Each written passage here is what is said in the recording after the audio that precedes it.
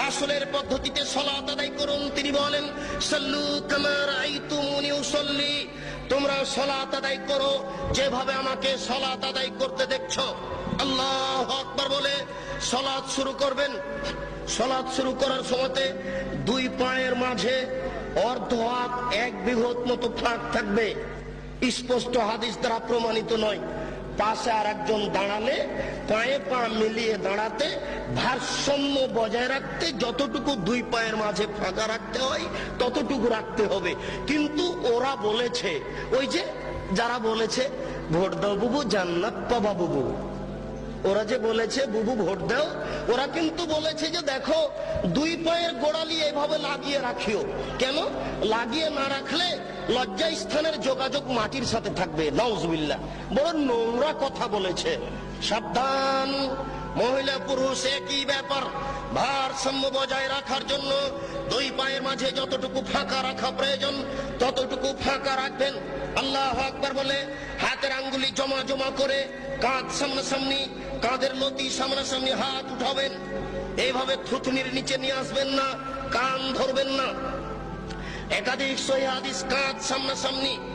এই আল্লাহু আকবার বলে ডান হাতের কবজি বাম হাতের কবজির উপরে রাখবেন। আল্লাহু আকবার বলার পূর্বে কোনো শব্দ চলবে না। সশব্দে নিয়ত করলে আল্লাহ রাসূলকে অপমান করা হবে। সশব্দে নিয়ত করলে আল্লাহ রাসূলকে উপেক্ষা করা হবে। আল্লাহ রাসূলকে উপেক্ষা করে কেউ আল্লাহকে সন্তুষ্ট করতে পারবে না, এটা ভুল পদ্ধতি।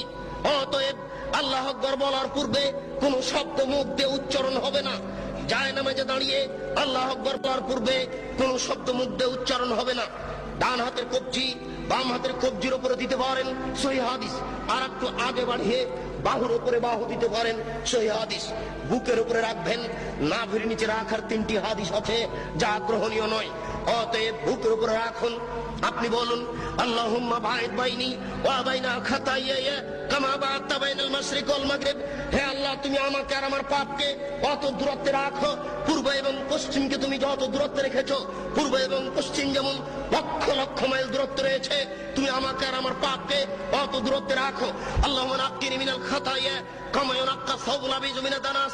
হে আল্লাহ, তুমি আমার পাপকে ধুয়ে পরিষ্কার করে দাও যেমন ভাবে সাদা কাপড়কে ময়লা থেকে ধুয়ে পরিষ্কার করা হয়। আল্লাহুম্মা আগসিল খাতায়া বিল মাই ওয়াস সালজি ওয়াল বারাদ।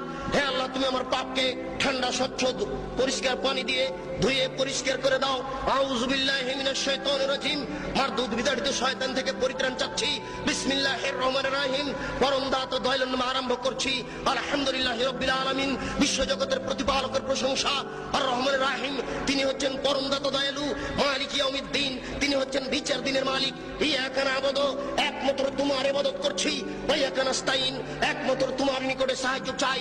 ইহদিনাস সিরাতাল মুস্তাকিম, তুমি আমাকে সোজা সঠিক পথ দেখাও।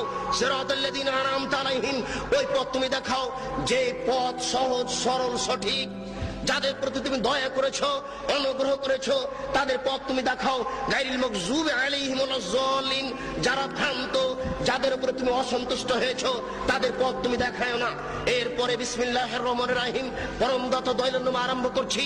যে কোন একটি সূরা, আল কারিয়া, মহা দুর্ঘটনা, মাল কারিয়া, মহা দুর্ঘটনা কি? ওমা আদরাকা মাল কারিয়া।